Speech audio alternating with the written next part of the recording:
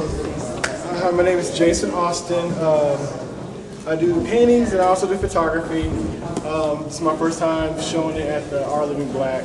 I've been shooting ever since I was a kid, just as long as I've been doing paintings. As, I was a kid, I always had the, I think it was like a 110, Kodak 110, those little cameras back in the day. So I always took, pictures and never really thought about it. I was always wanted to kind of document everything. I never wanted to forget anything. And so this piece is, went on a vacation trip to Sedona, Arizona. So I just needed to get away. I needed to be somewhere bigger than me.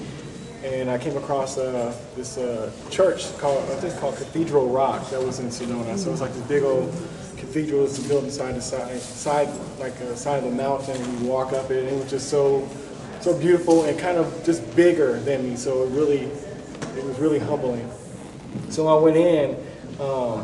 First thing I noticed, it was like a peaceness, like a calmness over me, which I was kind of surprised, because normally I always have like a wandering mind. I'm always kind of going all the time. It's always just kind of traveling, probably thinking too much.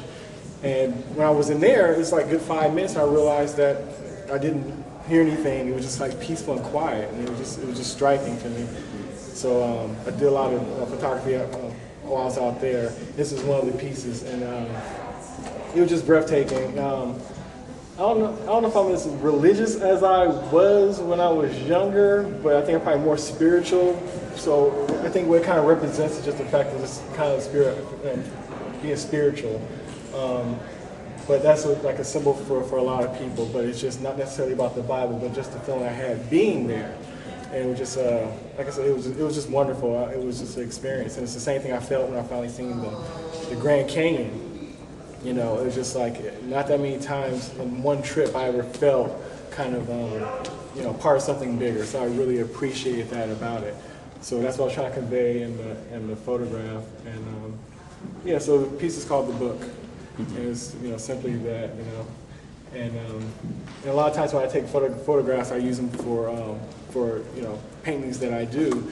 But I decided just kind of respected the photograph for what it was. It's fine to be a photograph. It didn't have to be any other kind of medium. It was what it was, and so that's how I ended up with that. And I was glad I got a chance to submit it here. Oh, beautiful. What got you started doing art? I mean, what inspired you to just say, I'm going to do this? What inspired me mainly about art is.